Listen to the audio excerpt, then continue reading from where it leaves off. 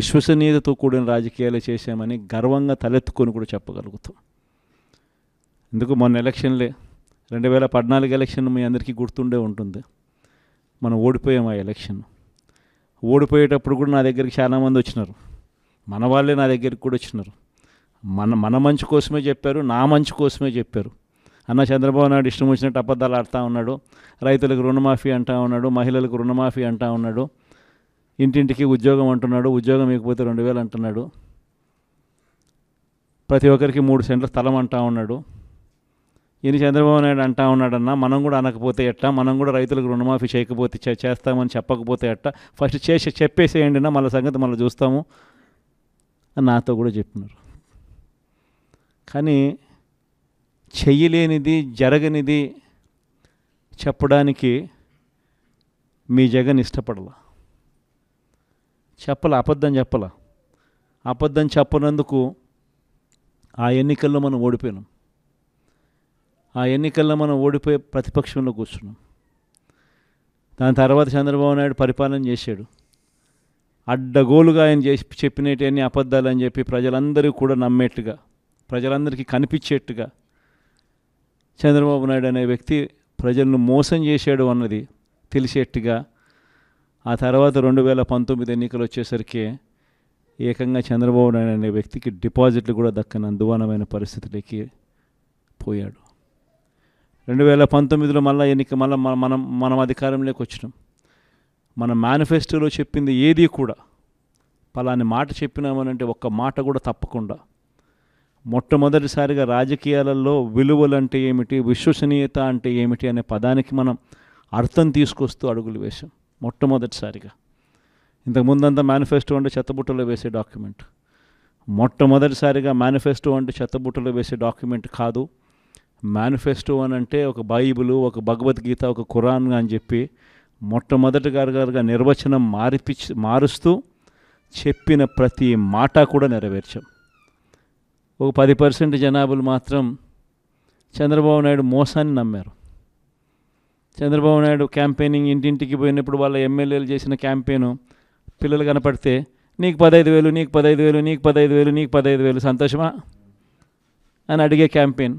వాళ్ళ అమ్మ కనపడితే నీకు 18,000 సంతోషమా అని అడిగే క్యాంపెయిన్. వాళ్ళ ఇంట్లో ఇంకొక ఆడవాళ్ళు కనపడితే నీకు మళ్ళీ 18,000 సంతోషమా అని అడిగే క్యాంపెయిన్. వాళ్ళ ఇంట్లో ముసలోళ్ళు ఎవరైనా బయటకు వస్తే నీకు నెలకు 4,000 పెన్షన్ సంతోషమా అని అడిగే క్యాంపెయిన్. ఈ క్యాంపెయిన్తో, ఈ మోసంతో, ఈ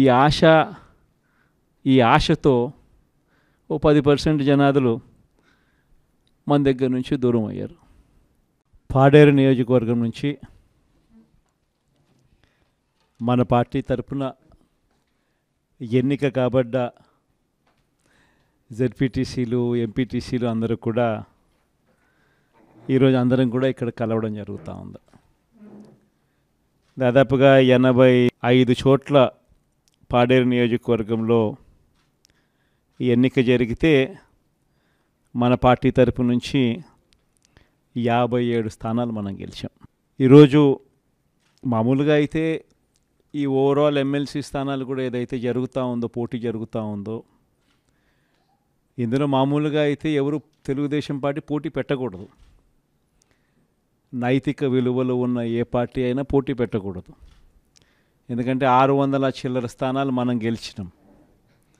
వాళ్ళు గెలిచింది కేవలం 200 చిల్లర స్థానాలు వాళ్ళు గెలిచినారు.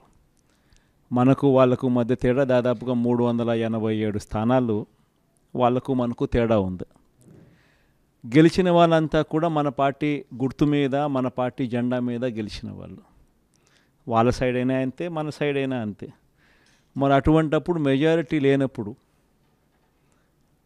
ఎవరైనా కూడా పోటీనే పెట్టకూడదు. మామూలుగా మీ జగనే ముఖ్యమంత్రి స్థానంలో ఉండి ఇటువంటి పరిస్థితి కన్నా ఉంటే, వాళ్ళకే కన్నా మెజారిటీ కన్నా ఉంటే అసలు మనం పోటీ పెట్టుండే వాళ్ళమే కాదు. ఎందుకు పోటీ పెట్టాలి? ఎందుకు డబ్బులు ఇచ్చి కొనుగోలు చేయాలి? వేరే పార్టీ గుర్తు మీద గెలిచిన వాళ్ళను ప్రజలు వాళ్లకు ఓట్లు వేసింది ఆ పార్టీ గుర్తును చూసి, ఆ పార్టీ పేరు చెప్పి, ఆ పార్టీ గుర్తును చూసి, ఆ పార్టీ తరపున వెళ్ళి ఓట్లు అడిగిన తర్వాత గెలిచిన తర్వాత అటువంటి వాళ్ళను మనం ముఖ్యమంత్రిగా ఉన్నాం కదా, పోలీసులు మన చేతుల్లో ఉన్నారు, అధికారులు మన చేతుల్లోనే ఉండరు, డబ్బులు మన దగ్గర దండిగా ఉన్నాయి కాబట్టి ఆ డబ్బులు మనం ఖర్చు చేసి మనం ఎటువంటి పరిస్థితుల్లో అధర్మంగా అయినా కూడా మనం గెలిచాలి కదా అని ఆలోచన చేసి అదే కార్యక్రమం ముఖ్యమంత్రిగా ఉన్న వ్యక్తిగా మనం చేసి ఉంటే ఆ ధర్మమేనా? ఇది ధర్మం కాదు. చంద్రబాబు నాయుడు నైజం మాత్రం చూపిస్తానే ఉన్నాడు. ఈరోజు కూడా అధర్మంగా యుద్ధం చేసే కార్యక్రమం జరుగుతూనే ఉంది. అధర్మంగా యుద్ధం చేసే కార్యక్రమంలో భాగంగా మన పార్టీ తరపు నుంచి ఎవరైతే గెలిచినారో వాళ్ళందరికీ ఫోన్లు చేయడం, లేదా వాళ్ళ దగ్గరికి మనుషులను పంపించడం, నీకు 5 లక్షలు ఇస్తా, నీకు 10 లక్షలు ఇస్తా, వస్తావా అని పిలవడం, అడగడం. ఎంత మటుకు అంటే రాజకీయాలలో విలువలు అనేటివి పూర్తిగా అట్టడుగు స్థానంలోకి తీసుకొని పోయే కార్యక్రమం జరుగుతూ ఉంది. ఏ రోజైనా కూడా ఒక రాజకీయ నాయకుడు ఎదగాలంటే మాత్రం విలువలు విశ్వసనీయతతో కూడిన రాజకీయాలు చేస్తేనే ఆ రాజకీయ నాయకుడు ఎదుగుతాడు. ఏ రోజైతే మనం మన క్యారెక్టర్ని అమ్ముకుంటామో, ఏ రోజైతే మనం విలువలను విశ్వసనీయతను రెండింటినీ కూడా పక్కన పెట్టి రాజకీయాలు చేయాలని ఎప్పుడైతే మనం ఆలోచన చేస్తామో అప్పుడు ప్రజలకు సమాధానం చెప్పడం కథ దేవుడు ఎరుగు, ఇంట్లో కూడా మనకు గౌరవం ఉండదు. ఇంట్లో కూడా మనకు గౌరవము వాల్యూ ఉండదు అన్న సంగతి ప్రతి ఒక్కరూ కూడా గుర్తుపెట్టుకోమని కోరుతా ఉన్నా. నేనైతే నా జీవితంలో రాజకీయాలు నేను అట్టే చేశా. నేను కాంగ్రెస్ పార్టీ నుంచి బయటకు వచ్చినప్పుడు వెనక్కి తిరిగి చూస్తే నా వెనకాల ఎవరు లేరు. నేను మా అమ్మ ఇద్దరమే బయటకు వచ్చింది. నాతో పాటు కొంతమంది ఎమ్మెల్యేలు వస్తామంటే కూడా నాతో పాటు రావాలనుకున్న ఎవరైనా కూడా రాజీనామా చేసి రావాలా అని చెప్పిన. ఈరోజు అక్కడి నుంచి మొదలు పెడితే కేవలం ఇద్దరం పార్టీ నుంచి బయటకు వచ్చి మొదలు పెడితే ఈరోజు దేవుని దయతో ప్రతి అడుగులోనూ కూడా విలువలతో కూడిన రాజకీయాలే చేశాము.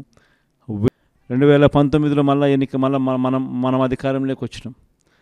మన మేనిఫెస్టోలో చెప్పింది ఏది కూడా పలాని మాట చెప్పినామనంటే ఒక్క మాట కూడా తప్పకుండా మొట్టమొదటిసారిగా రాజకీయాలలో విలువలు అంటే ఏమిటి, విశ్వసనీయత అంటే ఏమిటి అనే పదానికి మనం అర్థం తీసుకొస్తూ అడుగులు వేశాం మొట్టమొదటిసారిగా. ఇంతకుముందంతా మేనిఫెస్టో అంటే చెత్తబుట్టలో వేసే డాక్యుమెంట్. మొట్టమొదటిసారిగా మేనిఫెస్టో అంటే చెత్తబుట్టలో వేసే డాక్యుమెంట్ కాదు. మేనిఫెస్టో అని అంటే ఒక బైబిలు, ఒక భగవద్గీత, ఒక ఖురాన్ అని చెప్పి మొట్టమొదటిగా నిర్వచనం మారుస్తూ చెప్పిన ప్రతి మాట కూడా నెరవేర్చాం.